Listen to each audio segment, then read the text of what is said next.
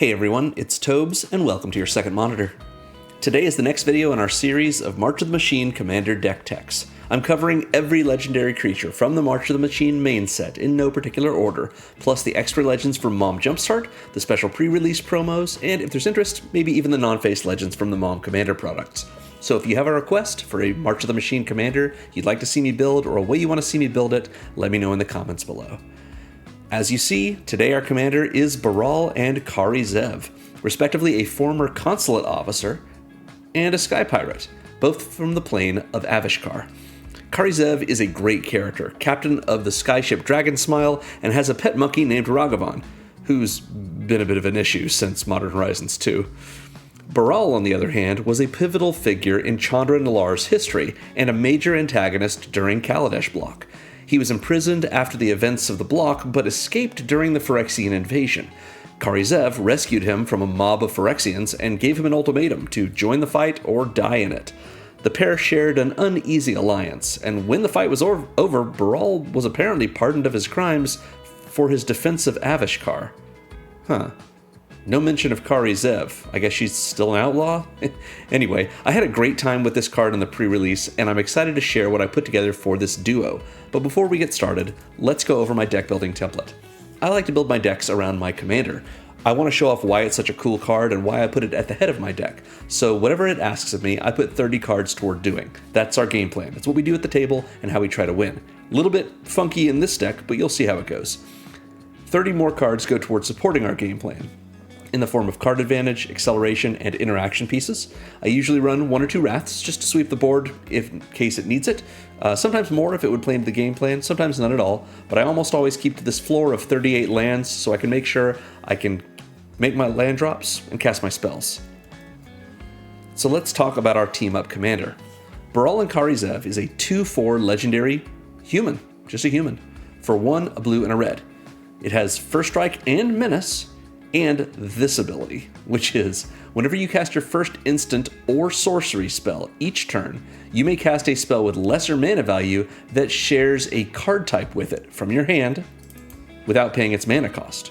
If you don't, create First Mate Ragavan, a legendary 2/1 red monkey pirate creature token. It gains haste until end of turn. So we either get a spell or we get Ragavan. Nice. So I have to start off by saying that I had an absolute blast playing this commander at the head of a 60-card standard Brawl deck before it rotated. It was the only creature in my deck, and between bounce spells and burn spells, I was able to get quite tricky with my sequencing and my use of the First Mate Ragavan token. Baral and Kari is a really cool take on Spellslinger that nevertheless wins through combat. At least it was. Unfortunately, that strategy isn't really viable in Commander. With 40 life per player and 4 players in the game, the numbers don't work out and the ability to race just isn't there. It's a shame, but we adapt. So what does this card give us? It rewards us for casting spells, even on our opponent's turns, by letting us cast another spell of lesser mana value for free. The second spell has to be the same type as the first, so we can't go sorcery instant or instant sorcery, but even if we don't have an appropriate spell in hand, we at least get a monkey for our trouble. So we have a reliable, repeatable token creature and the ability to regularly double spell, all on an evasive body. The danger of double spelling is that it can quickly leave you empty-handed, so we're running 30 sources of card advantage. We have some unexpected moves among them, like casting sorceries on our opponent's turns or stacking up sweet discounts, but the general strategy is maximizing the number of spells we can cast each turn. That's important. While sequencing matters, of course, what we care most about is the density of the spells we can cast each turn. But how do we win? I tried out some classic methods, like Young Pyromancer token generation effects, and flurry-based attack triggers, and even a Spellslinger Voltron construction that ended up being more interesting than effective.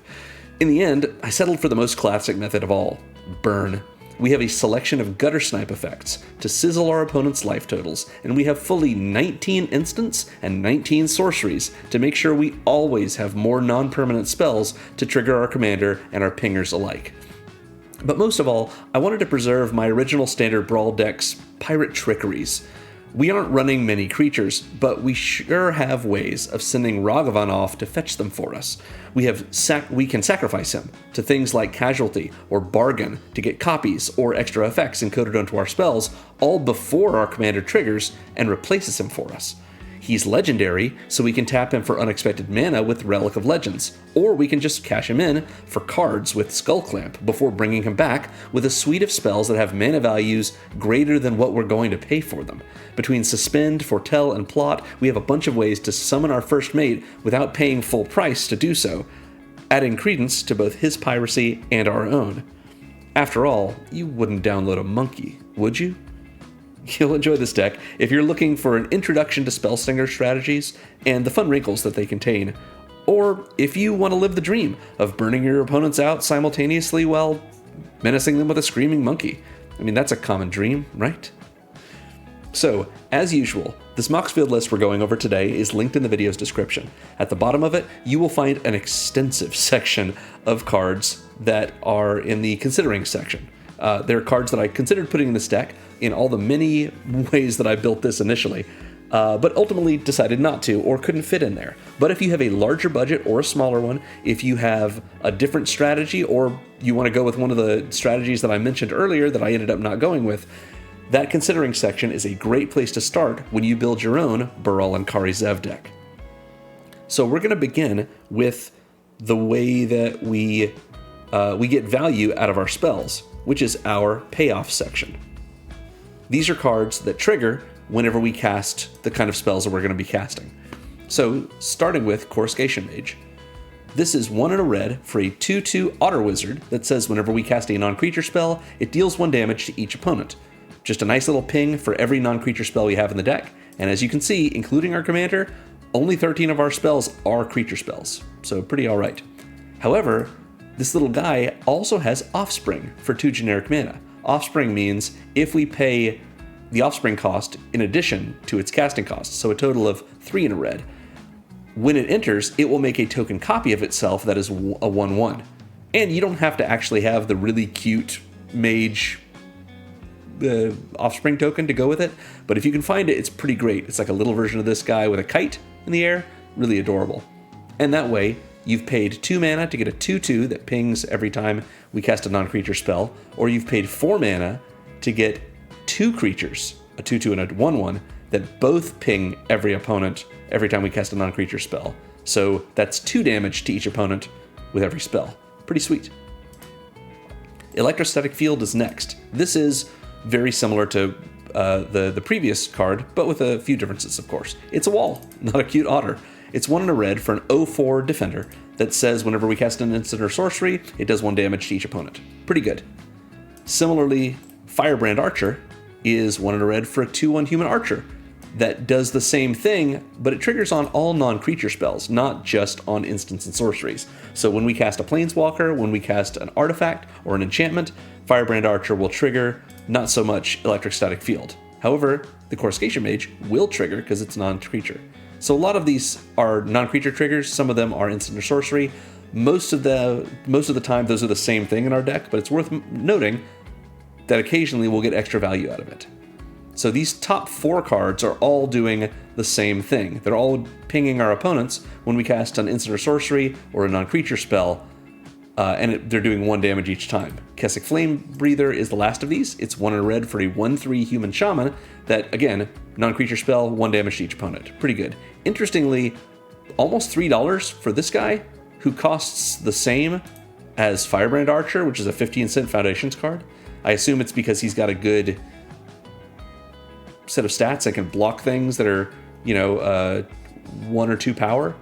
But the Electrostatic Field is only $1 and has a much bigger butt. Anyway, different options here, and there are other cool cards that do this same effect, many of which are in the considering section, but these are the ones that are 2-drops that I wanted to include.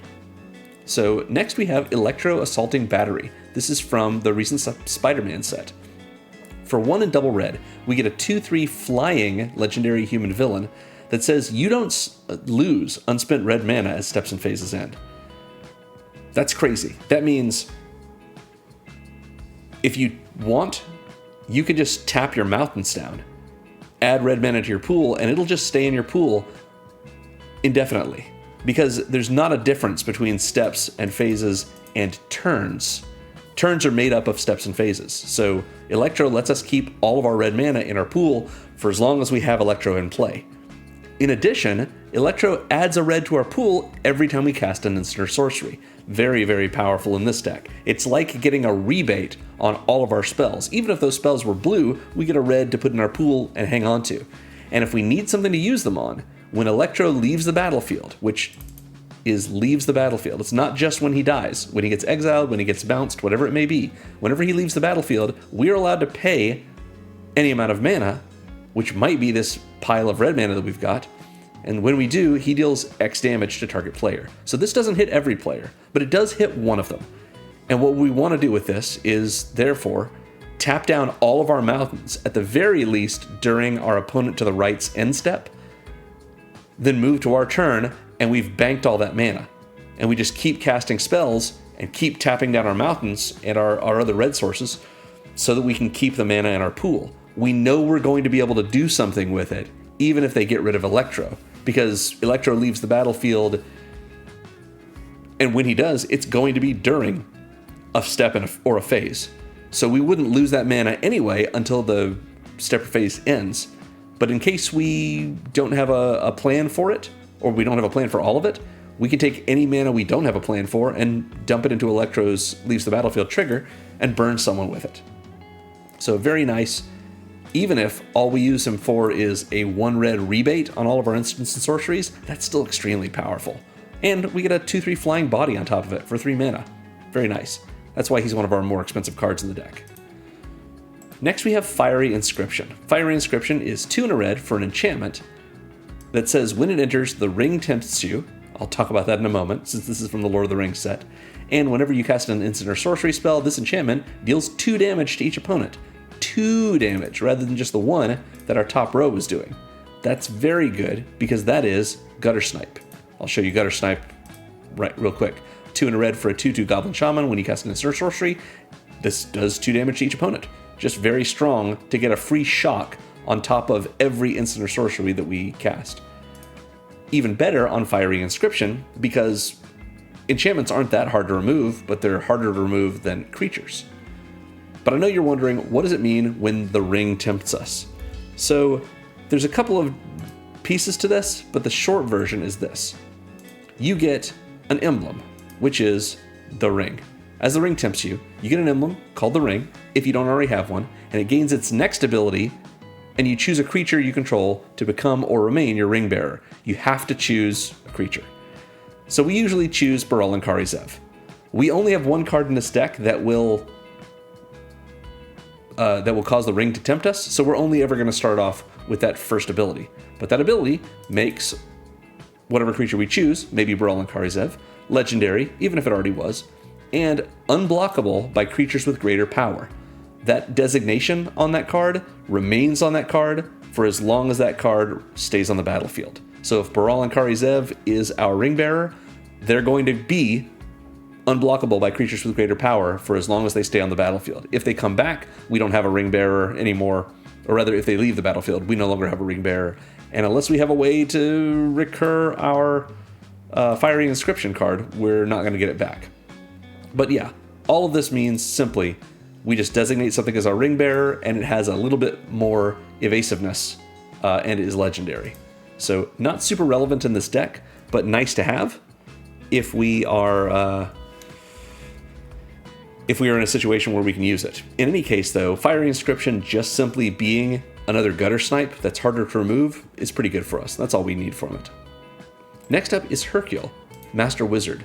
She is a very powerful, very interesting character from way back in the day in the Brothers' War.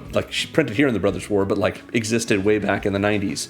So yeah, very cool card. 1 in double blue for a 2/4 legendary human wizard advisor with 1 ability. At the beginning of our end step, if we've cast a non-creature spell, so a planeswalker, an artifact, an instant, sorcery, or an enchantment, we reveal the top 5 cards of our library. For each card type among the non-creature spells we've cast this turn, we can put a card of that type from among the revealed cards into our hand and put the rest on the bottom in a random order. So what this means is, if we cast an instant on our turn and we've cast nothing else, if Hercule's in play, at the end step, we reveal the top 5 cards of our library and we can put an instant from among them into our hand. If there's no instants, well, all 5 go on the bottom in a random order. But if we've cast like an instant and a sorcery, we reveal that top 5 and we can put an instant and a sorcery if we find both in there. If we cast an artifact spell and we find an artifact, we can put that in there. So this can be, go to the end step, look at the top 5 and just put them on the bottom. But it can also sometimes be look at the top 5 and put 2 or 3 of them in your hand. Even if it's just a free extra card every turn, which oftentimes it is, that's pretty great. Next up is Longshot, Rebel Bowman. Really like this card from the recent Avatar The Last Airbender set. For 3 and a red, we get a 3/3 legendary human rebel ally with reach. He's an archer, so he's got reach. It doesn't give him the archer type, but come on, he's a bowman. He's got reach.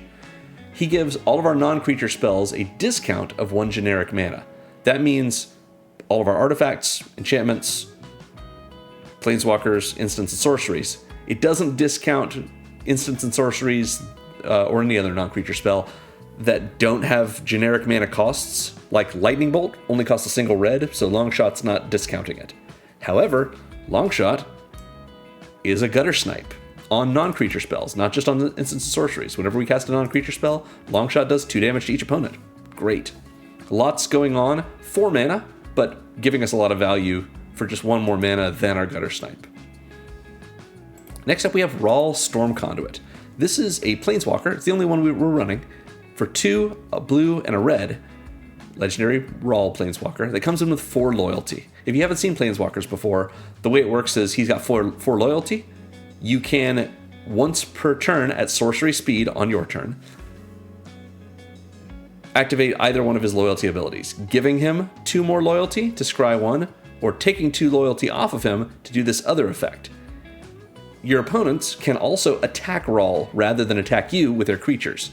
And if they do damage to him, because you can block, of course, those creatures that are attacking, that damage is subtracted from his loyalty, and when he runs out, he dies. He goes to the graveyard. He's not a creature, though, so keep that in mind. So Rawl has a static ability. Whenever we cast or copy an instant or sorcery spell, he deals 1 damage to target opponent or planeswalker. This is Magecraft. If you've seen that from things in Strixhaven, this is the exact templating of Magecraft. It's just Rawl predates our first Strixhaven visit. And he deals damage to planeswalkers, so he's technically a repeatable removal spell, but usually he's just burn for our opponents. So it's only target opponent, but it's each time we cast or copy an instant or sorcery. Now, Baral and Kari Zev gives us a free casting of the second spell if we cast 1 spell first, and we happen to have another spell in our hand that we want to cast of the same type, instant or sorcery, that costs less than the first one. Both of those are casting, so Rawl's going to trigger on both and do 1 damage to an opponent or planeswalker each time. In addition to being able to +2 to scry 1, which is what we're mostly doing with Rawl, if ever we want to copy our spells, we can -2 Rawl, and then the next instant or sorcery we cast this turn, we get to copy of it, and we can choose new targets for the copy. This is us copying a spell, so it triggers Rawl again. Meaning, if we -2 him, we're going to get 2 triggers off of him. 1 for casting the spell, and 1 for copying it from his ability. It also doesn't have like a restriction, like mana value 4 or less. Just, we have to activate this before we cast a spell, and it's going to be the next instant or sorcery. So if we want to, activate Rawl, then go to combat and cast 2 instants, and we want to copy the second one, we're out of luck there. We have to copy the first one, because it's the next one we cast. But still, very, very powerful planeswalker for us. Another Magecrafter is Stormkiln Artist. 3 and a red for a 2/2 Dwarf Shaman that gets +1/+0 for each artifact we control. We don't have that many artifacts in our deck, but he has a Magecraft ability. Whenever we cast or copy an instant or sorcery, we make a treasure token. So this is much like Electro Assaulting Battery, going to give us a nice rebate every time we cast one of the instants and sorceries that we have so many of in our library. And it sticks around in the form of a treasure token, not just buffing the Stormkiln artist, but also existing there for us to crack either immediately or on a later turn and make mana for our other spells. So yeah, this is in here as a ramp piece. Next we have Archmage of Ruins. I know you might be thinking, what about Archmage Emeritus? It costs one less, but Archmage of Ruins does a little more for us. I think it's more fun. For 3 and double blue, we get a 3/6 giant wizard that makes all of our instants and sorceries cost 1 less to cast. It's another one of our discounts, much the same way that Longshot discounts us. And whenever we cast an instant or sorcery, we draw a card. So that's not on copies as well, and it's not on all non-creature spells, but we've got a lot of instants and sorceries, and making all of them cantrip is very good, in addition to making them all, or almost all of them, cost 1 generic less. Finally, we have a Caldera Pyramaw. This is 3 and double red for a 3/3 dragon with flying that says whenever we cast an instant or sorcery, we put a 1/1 counter on the Pyramaw, and then it deals damage equal to its power to target opponent. What that means is the very first time we cast an instant or sorcery, once this comes in, it's going to become a 4/4 and do 4 damage to an opponent. It's not every opponent, we can only do 1, but 4 damage and then 5 damage, 6 damage, that really adds up. This could kill someone without ever attacking. And if we want to attack with it, we've also got the ability to do that once it no longer has summoning sickness. Or we can block with it and it's just a big thing in the air. A dragon that continues to grow and continues to burn our opponents, just breathing fire on them every time we cast instants and sorceries, is removal bait. Our opponents are going to want to kill this dragon, which is great. Let them kill the dragon. We will have gotten plenty of value out of it, and that means they're not killing Baral and Kari Zev and forcing us to recast it for 2 more mana. So yeah, very nice with the Caldera Pyramaw. So that is our payoff section. Let's talk about many of these cards again in the form of our burn section. These are all the spells that we can use to do direct damage to our opponents. So like I said, we've seen many of these, like the Coruscation Mage, Firebrand Archer, Keswick Flame Breather, and Electro, and the Electrostatic Field, but let's look at a few others. Bolt Wave from Foundations is a single red for a sorcery that deals 3 damage to each opponent. It's just 1 red, and it lightning bolts all of our opponents at once. That's often 9 damage for 1 red mana. Pretty good. And if we're using that and triggering like our Firebrand Archer, now it's 4 damage to each opponent, so 12 damage for a single red. Very nice. We also have just straight up Lightning Bolt. A single red for an instant that deals with 3 damage to any target. This could be a removal spell, this could be a burn spell to our opponents, whatever we need from this. Lightning Bolt is just fantastic. And as I often say, you don't have to use the Strixhaven Mystical Archive printing. There are cheaper Lightning Bolts out there, but if you have the opportunity, why wouldn't you? It's just gorgeous. It's because there's some other gorgeous Lightning Bolt arts out there, and that's fine. Whatever you like. Slick Sequence is next. This is a blue and a red for an instant that deals 2 damage to each target, so kind of an expensive shock. However, if you've cast another spell this turn, draw a card.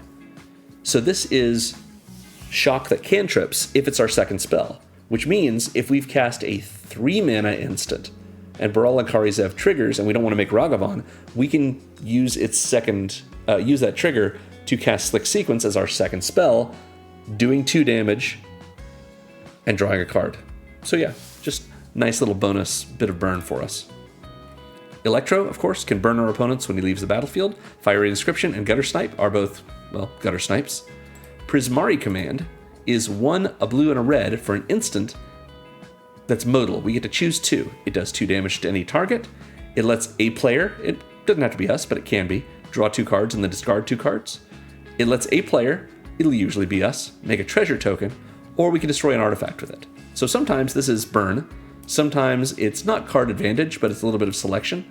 Oftentimes, one of the modes we choose is making a treasure, and it's also removal. So yeah, or it could be removal in the form of burning a creature out. You never know. We've seen the other 3, Longshot, Rawl, and Caldera Pyramaw, all burn our opponents in the ways that we've talked about before. So that covers our burn section. Let's go to what I've called our outlets. These are all ways that we have to use the First Mate Ragavan token. We don't have to use Ragavan for these things, but that's why they're in here, as a way for us to get more value out of that little token. So Skull Clamp, as I mentioned in the intro, is a great way. A single mana gives us an equipment that equips for just another single mana, and gives the equipped creature +1/-1. I know you're thinking, but that makes Ragavan a 3/0. Doesn't that kill him? Yes, it does. And whenever the equipped creature dies, we draw 2 cards.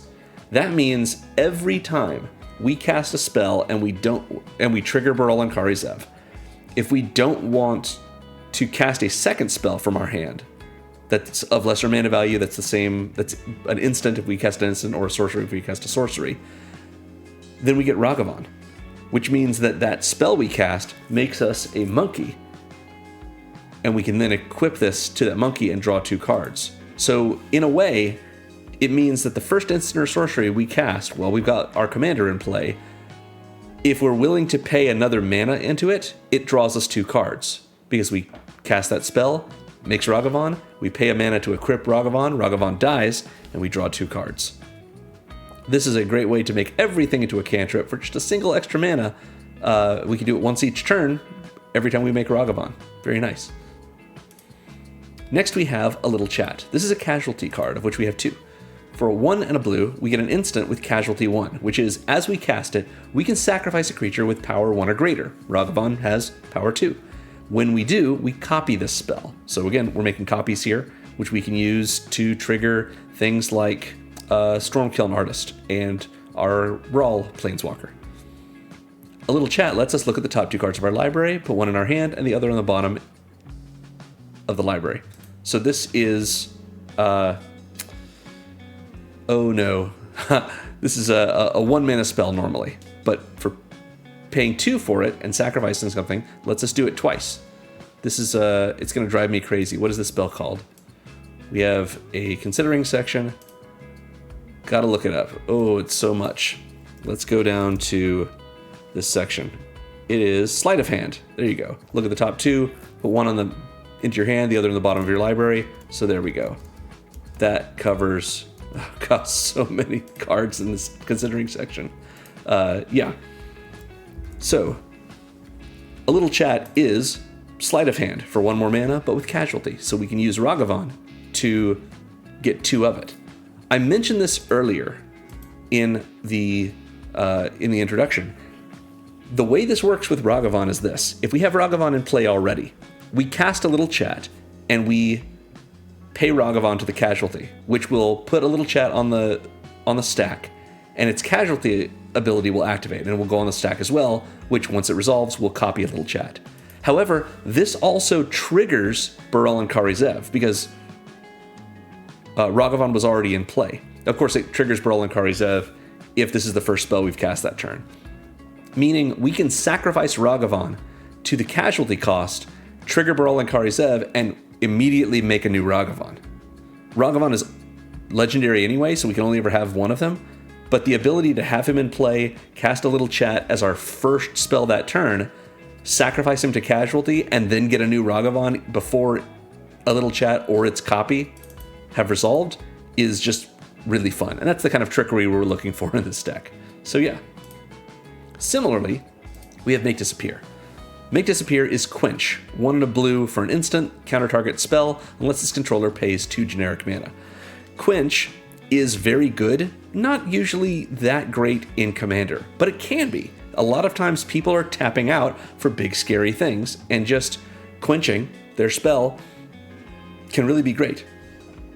But because this has Casualty 1, we can turn 1 and a blue, counter it unless they pay 2, to 1 and a blue, counter it unless they pay 2, twice.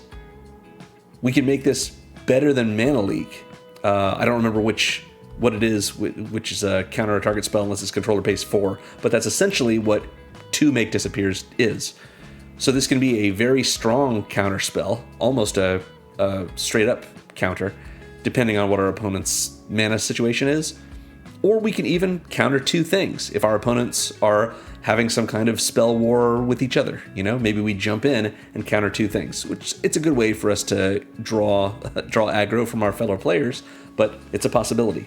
And just like I mentioned with a little chat, We can sacrifice Ragavan as part of casting Make Disappear to get 2 copies of it, the original and the copy, and Ragavan will come right back, assuming this was the first spell we cast on that turn, which it may well be if we're casting on an opponent's turn. Next we have Proteus Staff, a card that I thought about cutting so many times, but it's just so much fun in this deck. This is our Polymorph effect for the deck, one of the 2 we actually run. For 3 generic mana, we have an artifact that says pay 2 and a blue and tap it, put target creature on the bottom of its owner's library. That creature's controller reveals cards from the top of their library until they reveal a creature card. The player puts that card on the battlefield and the rest on the bottom of their library in any order, activate only as a sorcery. So this is us taking Ragavan, putting him on the bottom of our library, which doesn't matter, he's just a token, and basically cascading into the next creature we find, which goes directly onto the battlefield. So for 3 mana, we can get whatever creature is next in our library, and all it costs us is Ragavan, which we will get back the next time we cast an instant or sorcery if we wish to. We've got 12 creatures in the deck that aren't our commander. So Proteus Staff gets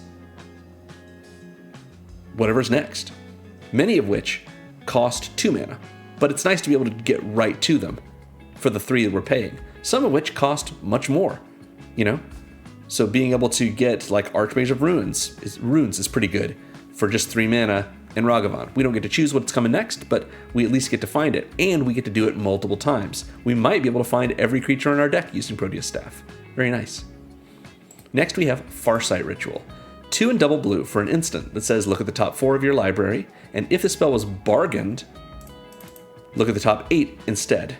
Put 2 in your hand and the rest on the bottom of your library in a random order. So this is a classic blue spell for 4 mana, draw 2 cards essentially.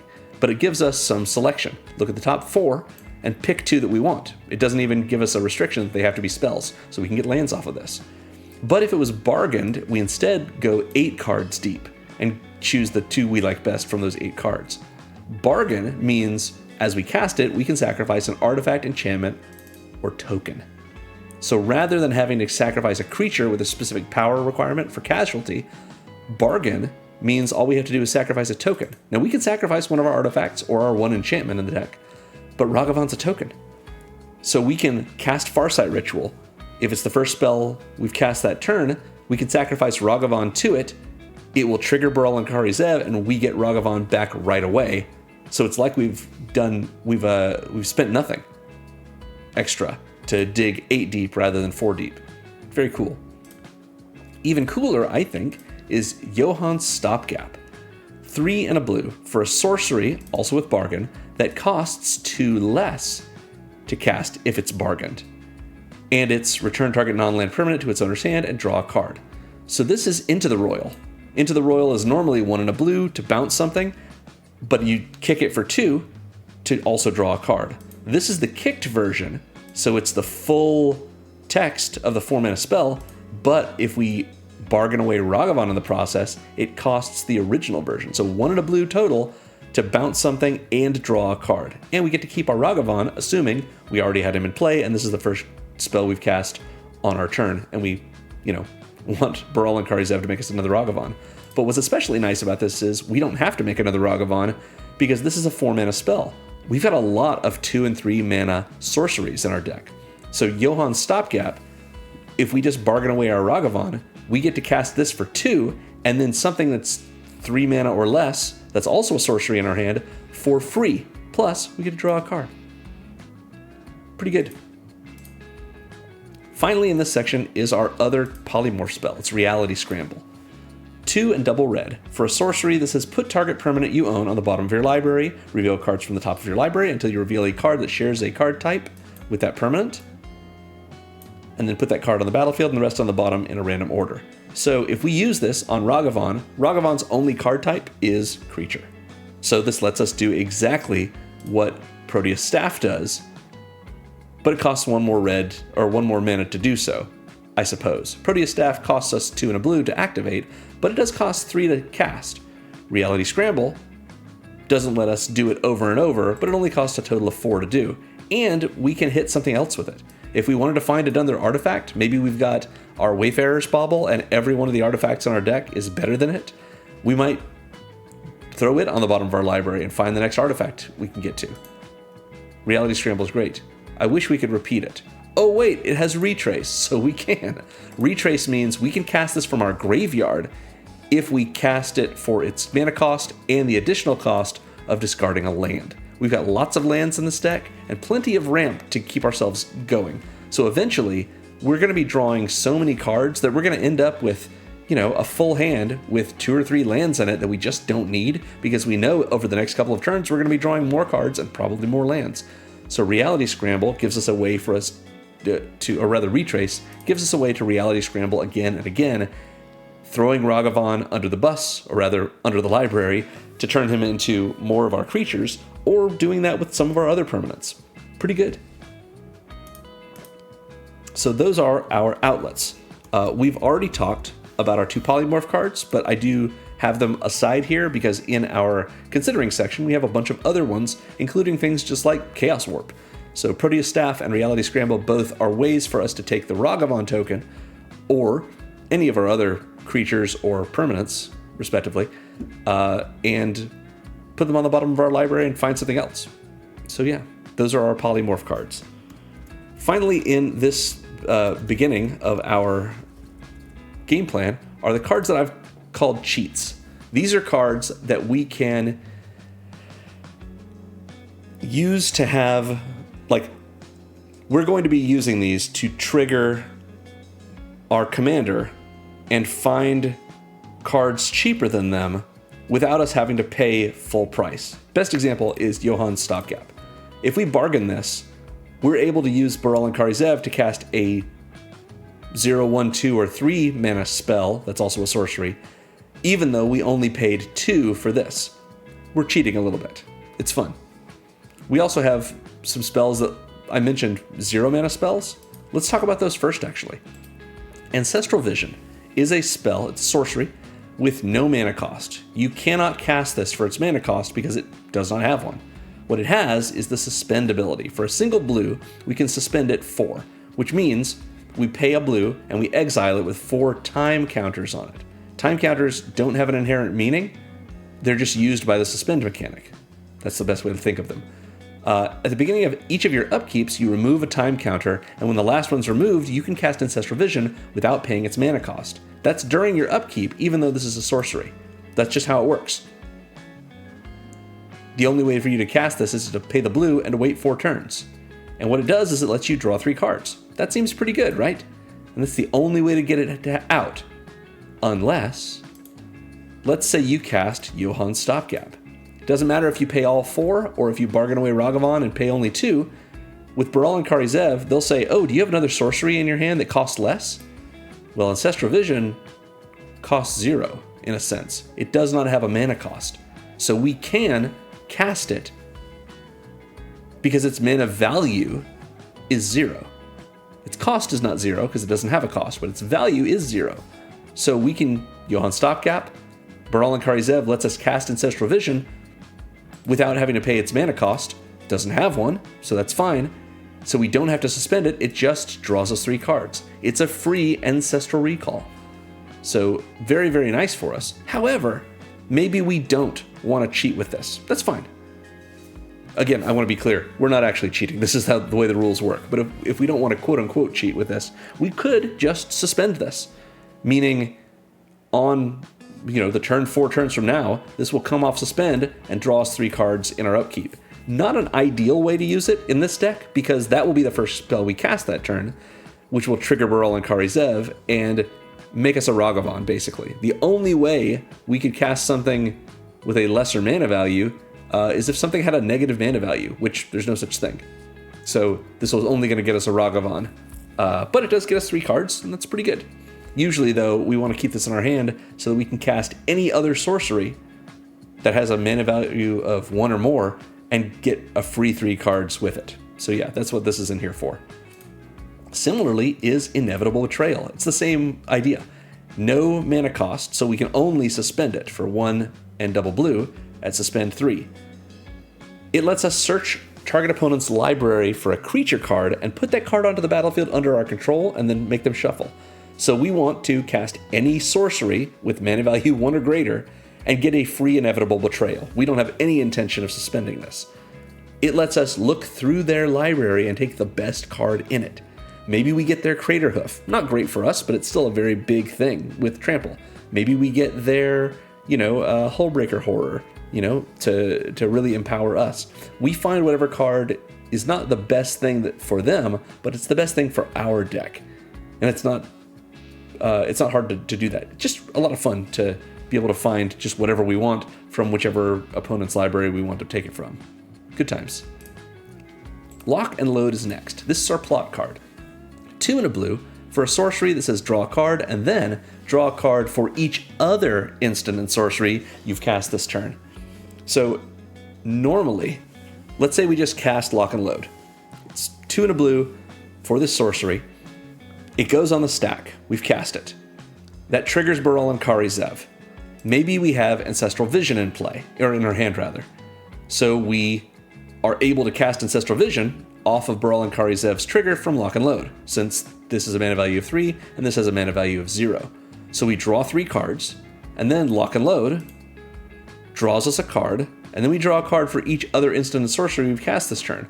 Well, we cast Ancestral Vision. Even though we cast it after Lock and Load, because Lock and Load went on the stack, triggered Baral and Kari Zev, and we got to cast Ancestral Vision, Lock and Load doesn't care when we cast the spells, it only cares that we cast them before it resolves. Once it resolves, then we count. Then it counts the number of other instants and sorceries we've cast this turn. So if we did this, put this on the stack, get to cast Ancestral Vision, Lock and Load will draw us a card and then draw us a second card because of Ancestral Vision. So 3 mana for 2 draws when we've cast nothing else before it, thanks to Baral and Kari Zev, as long as we've got another sorcery in play, in our hand rather. So it becomes just Divination, 2 and a blue for a sorcery that draws us 2 cards. But if we are able to cast this later in the turn, after we've cast a bunch of other spells, maybe we cast an instant, and then a second instant off Baral and Kari Zev, and then we cast Lock and Load. That's 3 mana to draw 3 cards, plus the original card. So yeah, very nice with this. It ends up being, the ability to stack up a lot more cards. Although it does mean we have to pay 3 mana later in the turn. Unless we plot it.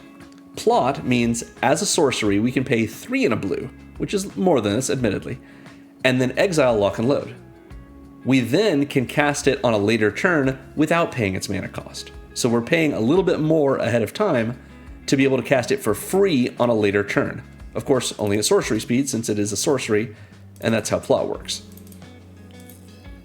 It is worth noting, however, Baral and Kari Zev won't trigger off of this if we plot it, because Baral and Kari Zev only triggers on the first instant or sorcery we cast from our hand each turn. And Lock and Load, if we plot it, we're exiling it. So casting from exile won't trigger Baral and Kari Zev. It's just something worth noting. Next we have Of One Mind. This is another card that it synergizes with Ragavan, but it's not an outlet for him, so I didn't put it in the other section. For 2 and a blue, we get a sorcery that draws us 2 cards. So that's Divination.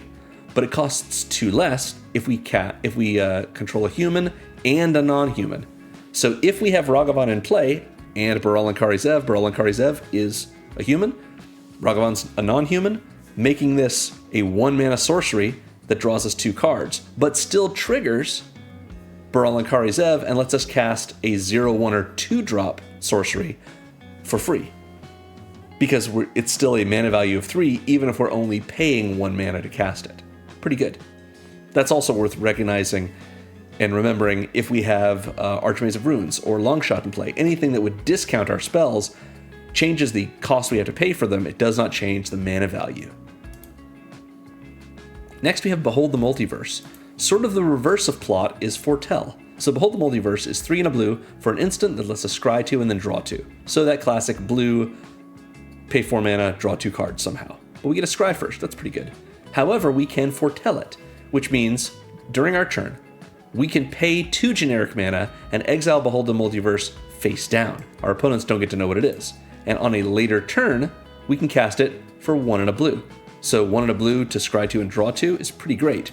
1 and a blue to scry 2 and draw 2, but first trigger Baral and Kari Zev, and let us cast another instant that's less than 4 mana, even though we've only paid 2 for it this turn, is pretty good. So yeah, love Behold the Multiverse. Played the heck out of this back when Kaldheim was in Standard. Deep Analysis is next, a classic. 3 and a blue for a sorcery that a target player draws 2 cards. Doesn't have to be us. Maybe we want to use this politically and let someone else draw 2 cards. Probably we want to be the one to use it. So we're drawing 2 for 4 mana at sorcery speed. That's not divination. It's not great. However, we can flash it back for 1 and a blue and 3 life. Meaning when it's in the graveyard, we can cast it a second time for 1 and a blue and the cost of 3 life. That's not ideal to pay the 3 life, but it's fine because we're paying 1 and a blue to cast a 4 mana value spell. That's why it's in this cheats section. It lets us cast something less than 4 mana with Baral and Kari Zev, even though we only paid 2 mana and 3 life for it. We've already seen Johann's Stopgap and how great that works. Next we have the 2 refrains. These are from the original Prismari deck from Commander 21, which is the Strixhaven Commander decks. So these are suspend cards, but they have a mana value, or a mana cost rather. So for 3 and double red, we get a sorcery that adds a red to our mana pool for each card in target opponent's hand. So we pick the opponent that has the most cards in hand, and we add a red for each one of those. Until end of turn, we don't lose that mana as steps and phases end. Meaning, if we have an opponent that has at least 5 mana in their pool, or at least 5 cards in their hand, I should say, then we're spending 5 on this and getting 5 back immediately. Why would we do that? Why wouldn't we just wait for an opponent to have 6 or more cards in hand? Because sometimes they won't. And even if we break even on this, it lets us cast a spell for 5 mana and trigger Baral and Kari Zev, hopefully casting another sorcery or at least making Ragavan. But that's not all. When we cast this, it adds the mana to our pool and we exile it with 3 time counters on it. Meaning it auto-suspends itself. Because we can also suspend this. For 1 and a red, we suspend 3 it, meaning we'll get to cast it 3 turns from now. Now, why is that good? Because it means 3 turns from now, we're going to choose an opponent, gain a red for every card in their hand, that red mana will stick in our pool at steps and phases end, and it auto-suspends itself again. So during our upkeep, we get a bunch of mana that we get to keep throughout the turn, and this resuspends itself. This will happen, it's a refrain. It will happen every 3 turns. We'll get to cast this for free from our hand and add a bunch of mana and trigger our commander during our upkeep. Normally, we wouldn't, with things like Ancestral Vision, we don't want to trigger our commander with it and have to cast a spell because it doesn't have a mana value of greater than 0. Rousing Refrain has a mana value of 5, so getting to cast a sorcery from mana values 0 through 4 during our upkeep, plus adding a bunch of mana that we get to use that turn, and then resuspending this, very, very powerful. So we can do this just by suspending it. Maybe we suspend this on turn 2, let's say, get out Baral and Kari Zev on turn 3, and then turn 5, we get a bunch of mana, and we get to cast more sorceries with Baral and Kari Zev, and then it resuspends itself. We just keep doing that over and over. But just straight hard casting this is also very good, even if it puts us at a little bit of a mana deficit, because most cards have a mana deficit to them. It's what they cost.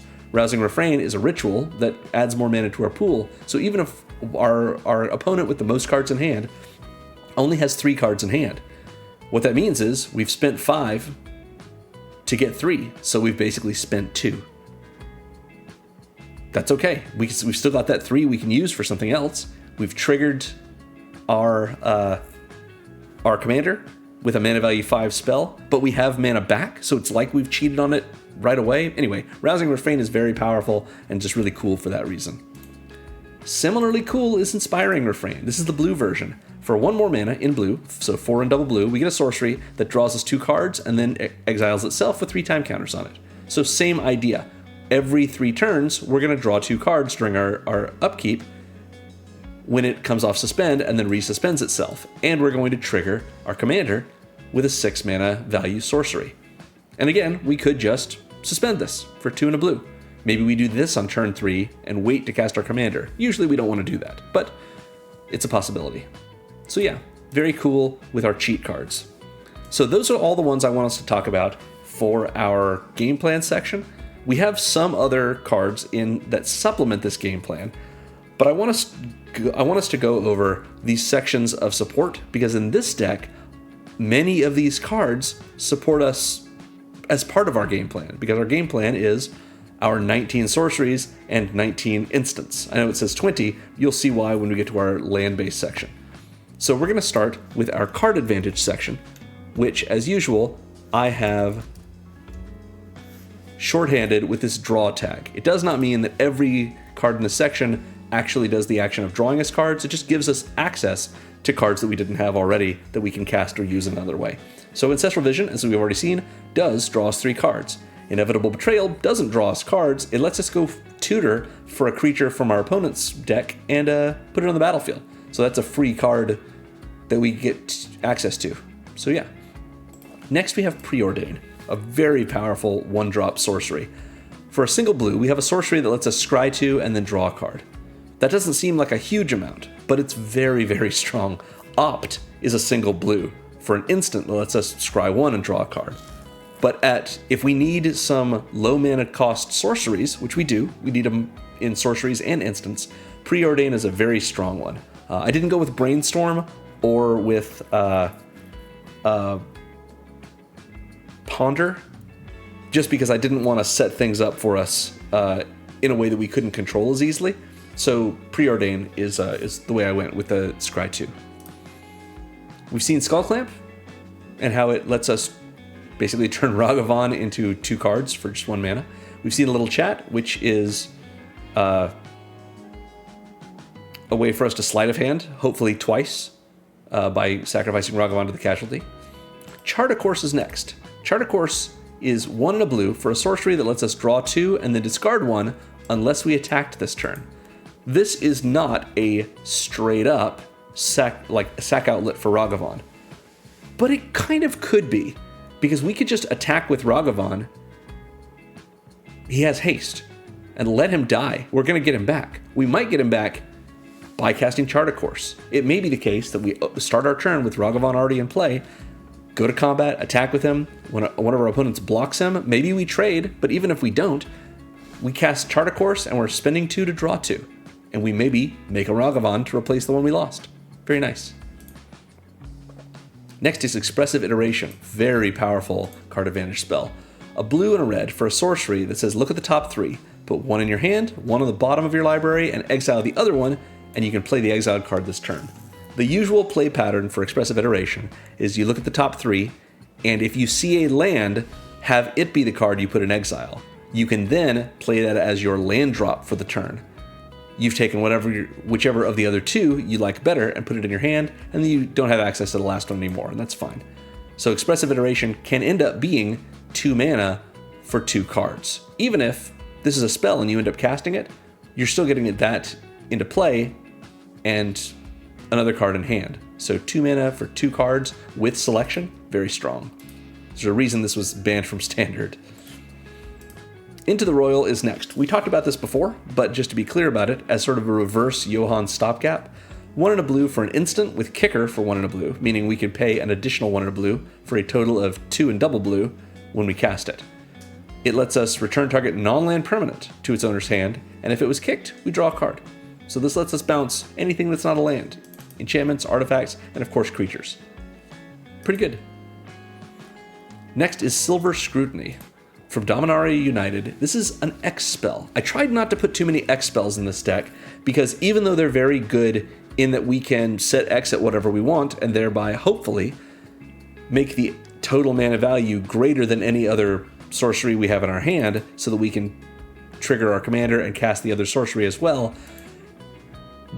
having it happen the other way doesn't work as easily.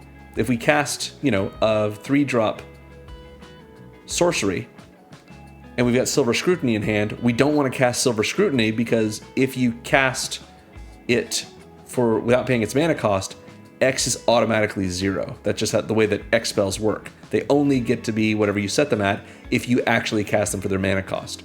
Otherwise, X would be 0, and that's not great. So I think this may be the only one in the deck that is an X spell, but it's a strong one. So for double blue and X, we get a sorcery that says draw X cards. Just straight up draw a bunch of cards. It's very good. However, we can cast it as though it had flash if X is 3 or less. So, total of 5 mana, it's going to draw us 3 cards, and we can cast it on an opponent's turn, meaning we've cast a sorcery, mana value 5, on an opponent's turn.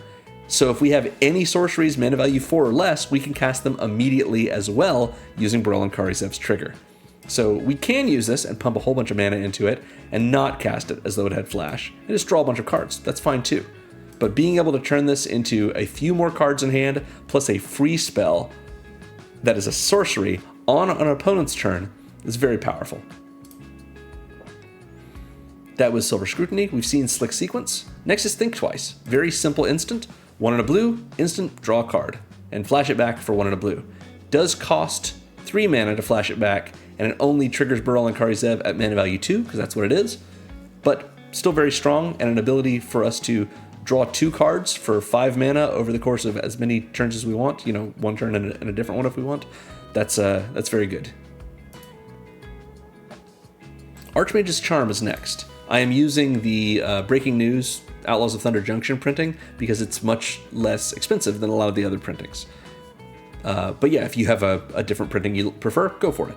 So this is triple blue for an instant that lets you choose to either counter a spell, have someone draw 2 cards, it's probably us, or we can gain control of target non-land permanent with mana value 1 or less. Mana value 1 or less isn't nothing. That's a Llanowar Elves. That gives us just mana that we could use. That's a Soul Ring if we want to be really mean to someone and steal their Soul Ring. I mean, if we want to be super mean to someone who shouldn't be playing against this power level of deck with a deck that's running something very strong, we can steal their Mox Sapphire or their Black Lotus, assuming they don't want to crack it in response. Or we could steal a token. If it's not a copy of something else and therefore has a mana value, then yeah, steal someone's, clue token. That's a possibility too. Next is Brain Surge. I didn't run Brainstorm, but I like Brain Surge. 2 and a blue for an instant that says draw 4 and then put 2 from your hand on top of your library in any order. So this is going to trigger things at mana value 2, of course, for our instance, but also it gives us the ability to look at the top 4, put them in our hand, and then we can put 2 cards back on top, and they don't have to be from those 4 we drew. It could be, maybe we've drawn a 7-drop or something on a prior turn. We can put that back on top of our library because we're not going to use it anytime soon. So yeah, Brain Surge sets us up for the next 2 turns, but also puts 4 cards in our hand and lets us have a lot more selection. Very nice. We've seen Hercule. Hercule lets us probably, most end steps, put at least 1 card in our hand. We've seen Lock and Load. Lets us draw a card and then draw some more cards. And now Lunar Insight from Foundations. Only Foundations? Yeah, just only Foundations. 2 and a blue for a sorcery that says draw a card for each different mana value among non-land permanents you control. So oftentimes, this is at the very least divination, because we're going to be drawing a card for Baral and Kari Zev, mana value 3, and Ragavan, mana value 0. It's not a land, but it does have a mana value of 0. So yeah, if we have more things, it's going to draw us even more. So it just gets better and better as the game goes on. Next is Manifold Insights. This card is so cool. 2 and a blue for a sorcery that says reveal the top 10 cards of your library. Starting with the next opponent in turn order, each opponent chooses a different non-land card from among them. Put the chosen cards in your hand and the rest in the bottom of your library in a random order. So if we have in the top 10 cards of our library 3 cards at least that aren't lands, like if we see 8 lands, that's unfortunate. But if we've got 3 opponents, each one is going to choose a card for us to have. And as I mentioned earlier in our introduction, in the heart of the deck, it doesn't really matter a whole lot what cards we're playing because they all give us value, especially with Baral and Kari Zev. So just 3 mana to draw 3 cards, even if our opponents choose what they are, doesn't bother me. We get the 3 worst cards of our top 10 that aren't lands, and they're still going to be useful for us. We've seen Of One Mind. Lets us draw 2 cards, probably for a single blue, with Ragavan out. Quick Study is next. This is divination, but at instant speed. 2 and a blue, draw 2 cards, instant. Great. Play this on our opponent's turns. trigger Baral and Kari Zev, cast something that's less than 3 mana for free, or make a Ragavan that's a surprise blocker. That seems great. Next is Repulse. Repulse, again, I wanted to use the breaking news printing. This is 2 and a blue for an instant. Bounce a creature, draw a card. It's a little bit like Johann Stopgap or Into the Royal Kicked. It costs 1 less than that, but it can only hit creatures rather than non-land permanents. So yeah, solid cantrip that is just an instant speed way to trigger our commander and also get a creature off the battlefield. Solemnity Vision is next. This is 2 and a blue for an instant that says look at the top 6, reveal an instant or sorcery from among them if you wish, and put it in your hand and then put the rest on the bottom in a random order. So this is draw an instant or sorcery for 3 mana, but you get good selection in the process. And the likelihood that you're going to find that is pretty high in our 39 cards that do that, so 38 other than Solemnity Vision itself. However, this is from Zendikar Rising, so it's also a modal double-faced card. This is Solemnity Isle on the back side. So if you want, you can cast this as Solemnity Vision and do everything you normally would with its instant. Or you can play it from your hand as a land. It comes in tapped, taps for blue. Yeah, if you really need blue mana, that's good. Otherwise, you probably want to keep it for this card advantage spell. Or draw spell, I guess. Yeah. We've seen Behold the Multiverse. Scries 2, draws us 2. Maybe we foretell it. Big Score is next. 3 and a red for an instant that, as an additional cost, makes us discard a card. Hopefully, we can discard one of our flashback cards. But even if not, that's fine. We have other ways of recurring our cards.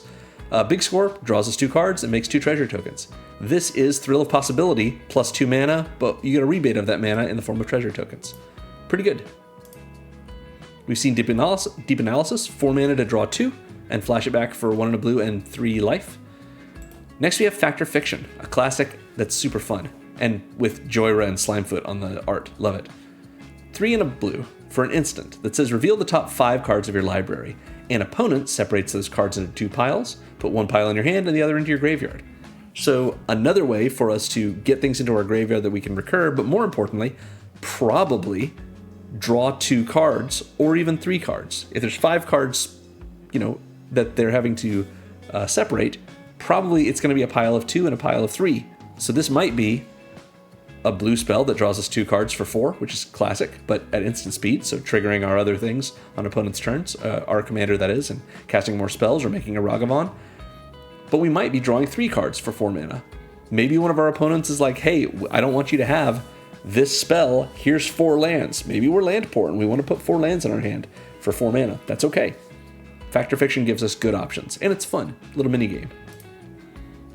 We've seen Farsight Ritual, another 4 mana blue spell that draws us 2 cards, but we can dig a little deeper with the bargain mechanic.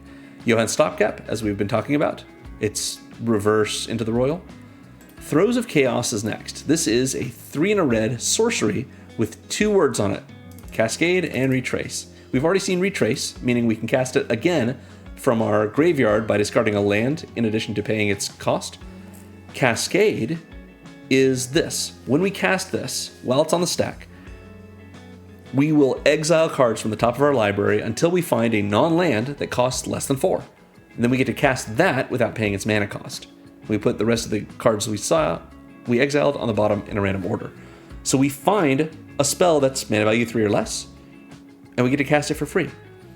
If this is the first spell we've cast on our turn, and Baral and Kari's ever in play, we have Throes of Chaos go on the stack, Cascade will trigger, it will go on the stack before Throes of Chaos has resolved, and Baral and Kari Zev's trigger will go on the stack at the same time. So we can have the Cascade resolve first, or Baral and Kari Zev's trigger, whichever we want. But hopefully it means that we've cast 3 spells in that turn. Throes of Chaos itself, whatever we Cascade into, and whatever Baral and Kari Zev get us, which means, hopefully, 3 Gutter Snipe triggers, or more than that, 3 per pingers and Gutter Snipes that we have. So yeah, Throes of Chaos is a nice way to keep finding some random card. Now, if it's like a counterspell or something, that's unfortunate, but we're not running many counterspells, so now you see why. Next, we've seen Archmage of Runes, draws us a card every time we cast an instant or sorcery, and we've seen Inspiring Refrain, which draws us 2, and then auto-suspends itself with 3-time counters on it. So that is our card advantage section. Let's go now to our acceleration, which again I've just shorthanded as ramp. Of course, we're running Soul Ring. It costs 1, it's an artifact, taps for 2 colorless, it's already mana positive at the moment you play it. Very, very good. Of course, we're putting it in our deck. Strike It Rich is next. This is a single red for a sorcery, so we can cast this off of Baral and Kari Zev if we cast another sorcery and this is in our hand, and all it does is make a treasure token. That's pretty good. It also has flashback for 2 and a red, so we can make a treasure and then on a later turn flash it back and make another treasure. Just get a little tiny bit more value out of it.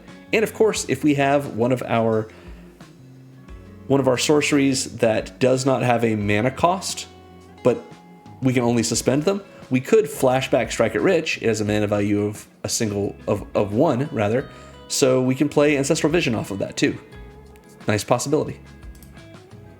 Wayfarer's Bauble is an artifact that costs 1, and if we pay 2, tap, and sack it, we get to Rampant Growth. Search our library for a basic land, put it on the battlefield tapped, and shuffle. This is a great way for us to, like Rampant Growth normally costs 2 mana, but it's in green. This costs us 3, but we can split it up over 2 turns. Maybe turn 1, we play Wayfarer's Bauble, and turn 2, we crack it. And we end up with 3 lands in play as we start our 3rd turn. So we can play Baral and Kari Zev, we can play another land, and maybe we just play Strike It Rich right away. And trigger Baral and Kari Zev and make First Mate Ragavan, or cast Ancestral Vision off of it. Who knows? We're off to the races. Next up is Arcane Signet, another basically compulsory card to put in most decks. For 2 generic mana, we get an untapped Mana Rock, an artifact that taps for mana. This one tapping for 1 mana of any color in our commander's color identity. That is, in this deck, a blue or a red. So a 2 mana rock that comes in untapped, very, very strong, especially since this one fixes our mana perfectly. We want it. Next is another 2 mana rock that taps for a blue and a red, but we have to pay a mana into it to use it. So we pay 1, tap it, we get a blue and a red. So this filters mana into both of our colors, meaning we have to tap 2 mana sources, whatever we've tapped to pay into this, and the Signet itself to get 2 mana. So it's not like super mana positive, but it is a 2 mana rock, and that's worth running, especially when it fixes our colors. Similarly though, but better, is Talisman of Creativity. 2 generic mana for an artifact that just taps for colorless. Or we can tap it for blue or red if we're willing to let it do a damage to us. Normally, what I like to say about this is do this every time. Because if you need a blue or a red, and the difference is a single damage, that's worth it. It fixed your mana exactly when you needed it. Every time you don't need it from the Talisman of Creativity, just tap this for colorless. No big deal. Even if this does 4, 5, 6, 7, 8 damage to you over the course of the game, it means every time you tapped it for that colored mana, you needed the colored mana in order to cast your spells. So good. Totally worth it. Next is Bender's Waterskin from the recent Avatar set.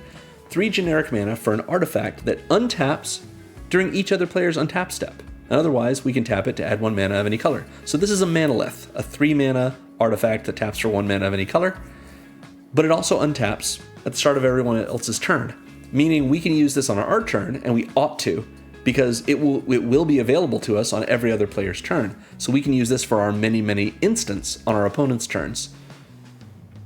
So it ends up over the course of a turn cycle, often making more than 1 mana for us. Pretty good. We've seen Electro. Electro gives us a rebate of a red mana every time we cast an instant or sorcery. Pretty great. Prismari Command can make us a treasure token. Next is Relic of Legends, which I mentioned in the heart of the deck. This is another Manalith, 3 mana for an artifact that taps for 1 mana of any color, but it also has another ability. If we tap an untapped legendary creature we control, we can add 1 mana of any color. So we can tap Baral and Kari Zev to add mana. It doesn't require us to tap the relic. We can also tap the relic if we want to add mana. But what's great about the Relic of Legends is we can use this to tap First Mate Ragavan. We tap our little token down, make a mana, cast a spell, trigger Baral and Kari Zev, maybe make a new Ragavan, legend rule the old one away, and now we can tap the new one for mana as well. And we can do this most turns. Every turn we've got a Ragavan in play, and of course we've got more than just Ragavan and Baral and Kari Zev as our legendary creatures. We've already seen, Electro's legendary. You can tap him for mana too. So yeah, this can often make us more than just a single mana every turn, as opposed to the Bender's Water Skin, which only makes one per turn, but often more than one per turn cycle. We've seen Big Score, it makes us treasures, so does the Stormkiln Artist, and Rousing Refrain puts a bunch of mana in our pool whenever it resolves, based on the number of cards in target opponent's hand. So those are our acceleration spells. Let's talk about interaction, which I've shorthanded as removal here. So obviously, we're running Lightning Bolt. We've talked about it before. It can hit non-players. We can hit, battles obviously, but planeswalkers and creatures, of course. A Braid is 1 and a red for an instant that deals 3 damage to target creature or destroys an artifact. So get rid of someone's Soul Ring or their, Paradox Engine. Is Paradox Engine not banned? They're Panharmonicon, that's what I mean to say. Something scary. Or just kill a creature. Pretty good. Into the Royal bounces a non-land permanent. Make Disappear is a counterspell. Makes it so we don't have to remove something from the battlefield if we remove it from the stack. Slick Sequence does 2 damage to any target. It's just not quite as much damage as either of these, but it can kill something. Archmage's Charm lets us counter a spell, or steal a non-land permanent with mana value 1 or less. Prismari Command can do 2 damage to any target or destroy an artifact, so not quite as much as a Braid, but it has plenty of other options, and we can do both. Repulse bounces a creature. Johan's Stopgap bounces a non-land permanent, and Rawl mostly burns our opponents, but can also burn planeswalkers, so counts as removal. That's our interaction section. We just saw a preview of it, but these are our wraths. So we've got a blue one and a red one. Aetherize is a 4-drop instant for 3 and a blue that says return all attacking creatures to their owner's hand. This is really a protective spell.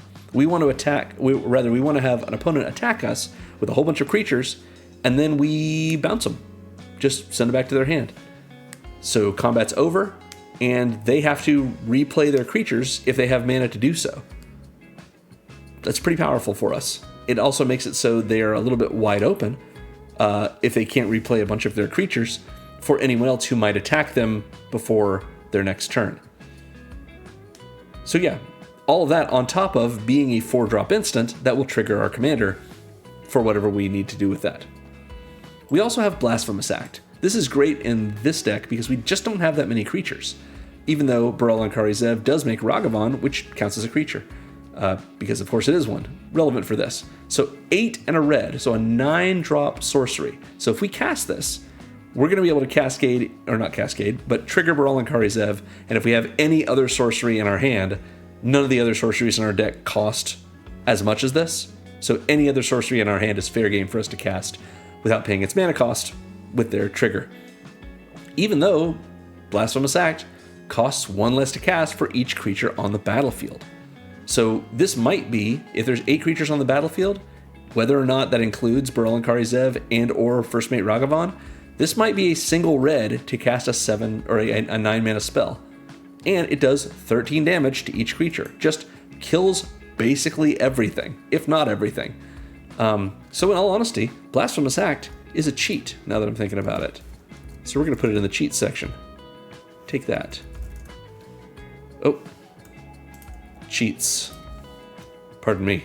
There we go. Now we've got 10 cheats. Great. Nice round number. So those are our wraths. We have a few more sections to round out all the things we're doing in this. We've seen a few of these discounts already, but this is our discount section. Archmage of Runes, we've seen it makes our instant sorceries cost 1 less to cast. Longshot makes all of our non-creature spells 1 less to cast. And Wizards of Thay is different. This is 3 and a blue for a 3/3 human wizard that says instants and sorceries that we cast cost 1 less to cast, and we can cast sorceries as though they had flash. This is a really cool ability. This little bit of sort of Leyline of Anticipation or Vidalcan Orrery, but only for sorceries, still pretty good when we're running 19 sorceries. So that is pretty strong. But with Wizards of Thay also has Myriad, which means if we were to attack with this, which we may not want to do in this deck, because we're not really trying to do that much combat damage, but maybe we are willing to risk it for the reason that I'm about to say. When this attacks, if we're attacking opponent A, We make a copy of it that's attacking opponent B, or one of the planeswalkers they control, and another copy that's attacking opponent C, or one of the planeswalkers they control. At the end of combat, we exile all these myriad tokens. But essentially, Wizards of Thay attacks all players by making copies of itself, and every copy is attacking a different player or a planeswalker they control. So Wizards of Thay makes copies of itself, each of which has this ability. So during combat, when we're attacking with Wizards of Thay, if we have 3 opponents, all of our instants and sorceries cost 3 less to cast. That's a pretty big discount. And we can do our sorceries during that time. Now, in all likelihood, we're not going to do this. But this is a great card for discounting our things. I don't typically like to run discounts that much, but we do have a solid, basically 40 spells, almost 40 spells, that we're able to cast to get these discounts, and we have 3 cards that will let us get benefits from casting those things, even if we're not taking advantage of the discounts. Non-creature spells, here, it's more than 40 cards that long shot discounts. Even Archmage of Ruins and Wizards of Thay only getting instants and sorceries are pretty great. Plus, long shot's also a gutter snipe, Archmage of Runes is also a way for us to cantrip, and Wizards of Thay lets us cast our sorcery spells at flash speed, which our opponents, even if they remember that we've said this, may forget. And then suddenly they're getting hit with, a Blasphemous Act at instant speed. You never know. So those are our discounts. Next, we have a section on copying. These seem like small sections, but again, there's lots more in the considering section, something worth looking into. So a little chat and make disappear both have casualty, so we can copy those. Brawl, if we -2 him, lets us copy the next instant or sorcery we cast this turn. If you wanted to run something like Thousand Year Storm, that's also nice in this deck. It's very expensive. That's why I didn't put it in here, because we want to be able to cast our instants and sorceries and cast as many spells per turn as we can. If we're getting more copies of our spells, that's very good. But it's just, I don't know, Double Vision or Thousand Year Storm, big expensive enchantments like that, end up giving us good value if we can last longer. But in this deck, it's probably better to just run more Gutter Snipes or more Pingers, or just more cantrips, and not worry about getting copies of them.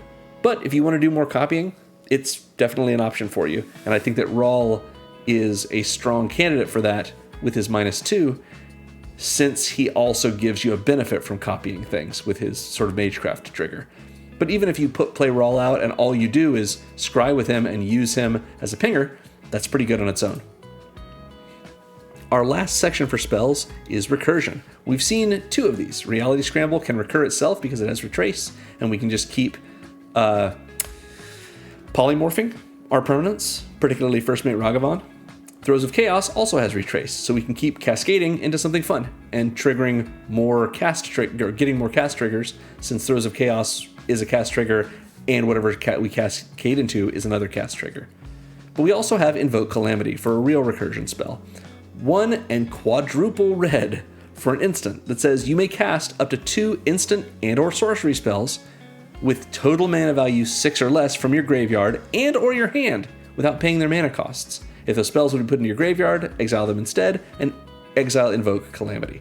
So this is a great way to kind of have a ritual. If we happen to have exactly 6 mana value of instants and sorceries in our graveyard and or hand, then we're only spending 5 mana to cast them. And we get to cast them, without paying their mana costs, obviously. So being able to flash back anything from our graveyard is what Invoke Calamity is in here for, but we can combo it with things in our hand, and yeah, just a nice little effect for us here. So that covers all the spells in our deck. As usual, we're going to talk about our land base now, starting with our basic lands. This deck is running 25 basics, 11 mountains, 14 islands. It's a fine mix. We're hitting everything that we need. This is a budget mana base, as all of my decks have. So 25 basics is pretty great for us. I would add the the Tango and Bicycle lands in Is It Colors, but they haven't released them yet. So if you're watching this video after Secrets of Strixhaven has been released, those cards should be available. I don't know their names yet because they haven't been released at time of recording, so look for those, and I would definitely include those and cut, an island and a mountain, go down to 13 and 10 and run both of those in here as well.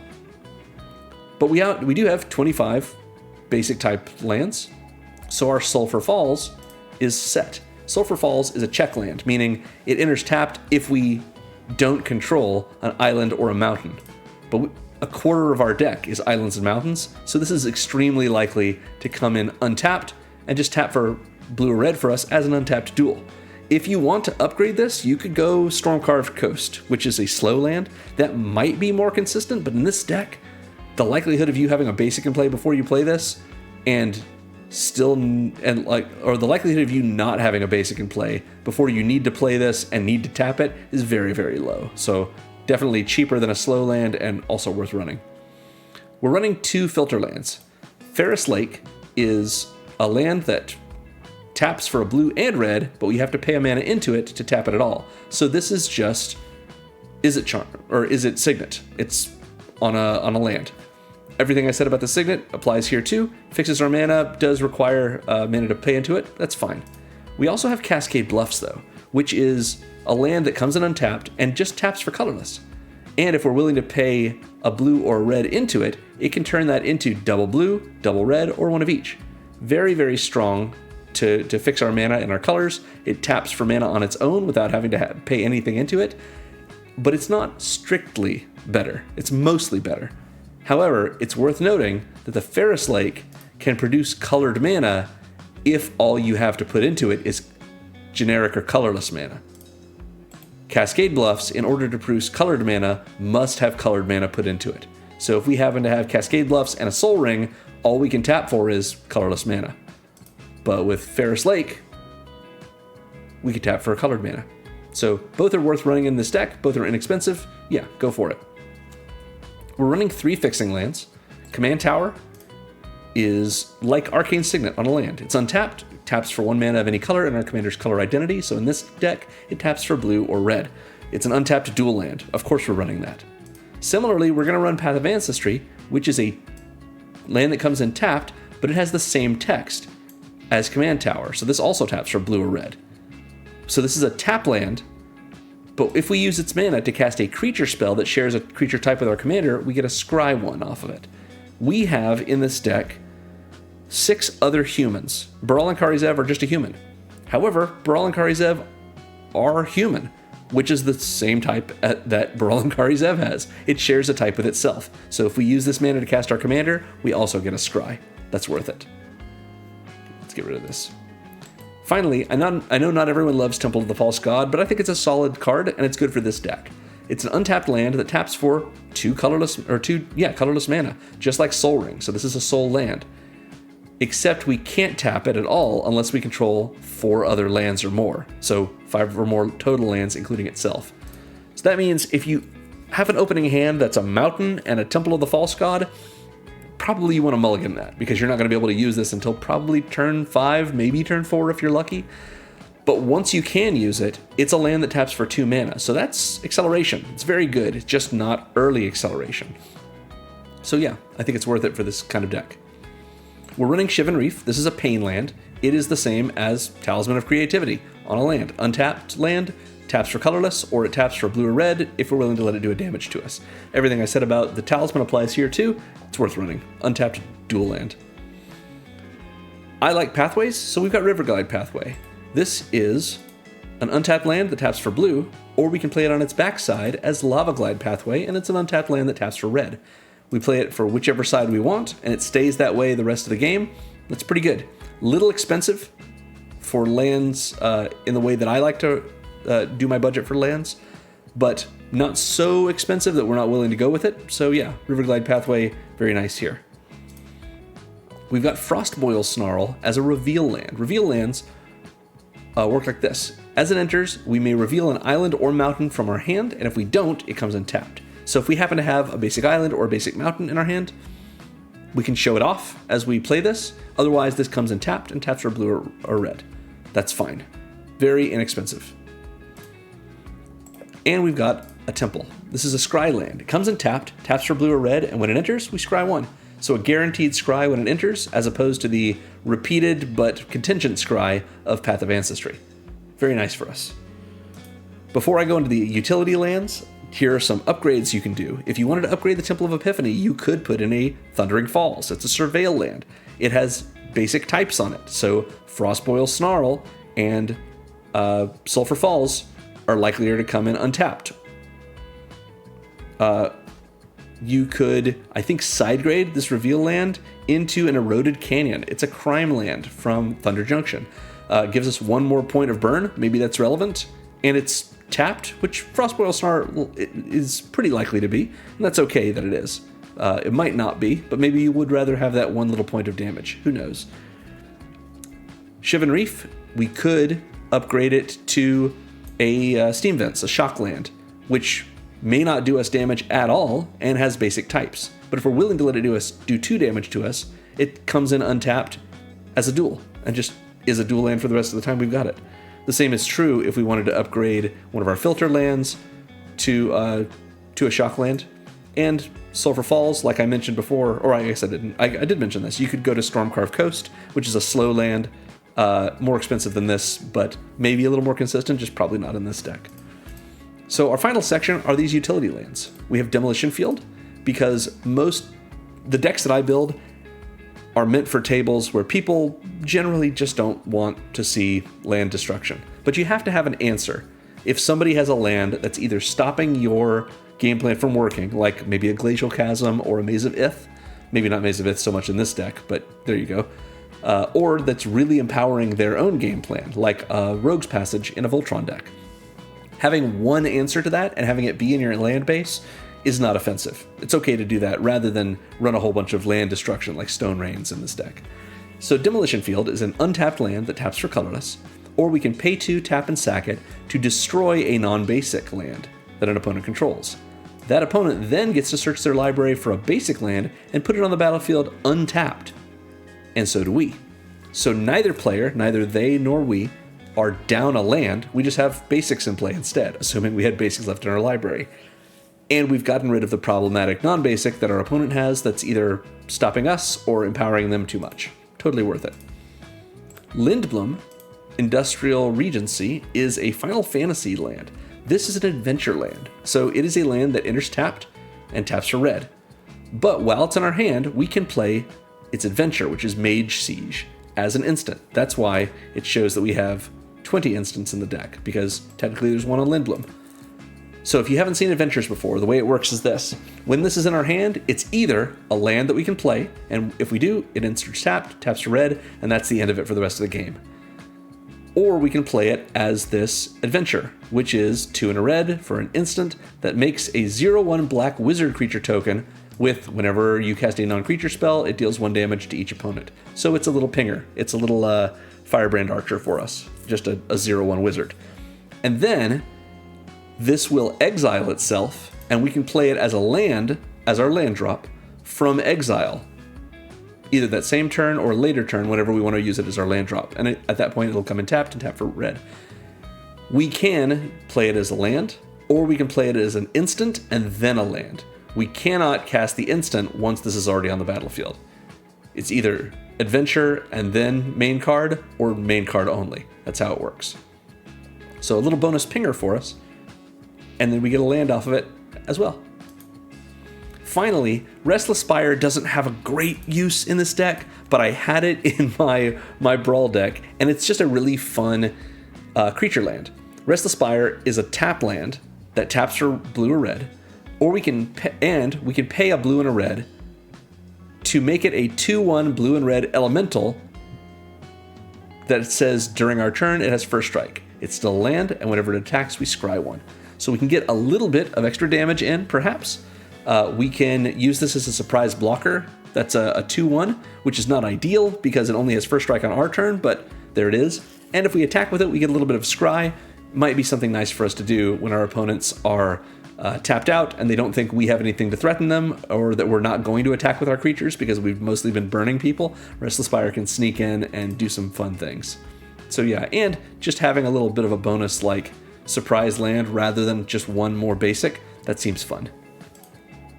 And that about sums it up. Again, I'm making decks for each of the March of the Machine legends, so let me know in the comments if you'd like to see a specific commander or deck style.